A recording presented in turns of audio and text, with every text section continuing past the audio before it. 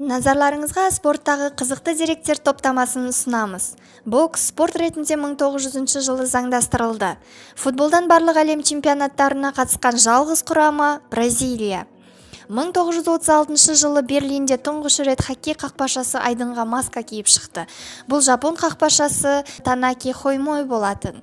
Майк Тайсон кәсіпқой рингте өткізген 51 жекпе-жегінің 21-ін бірінші раундта аяқтады, 48%-бен. Үстел теннисінде қолданылатын доптың салмағы бар жоғы 2,5 грамм. Кәсіпқой волейболшының соққысынан кейін доп сағатына 130 шақырым жылдамдықпен ұшады.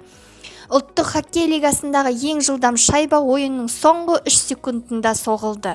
Детройт Free Press жасаған зерттеу бойынша кәсіпқой хоккейшілердің 68% айдында кем дегенде бір тісін жоғалтқан.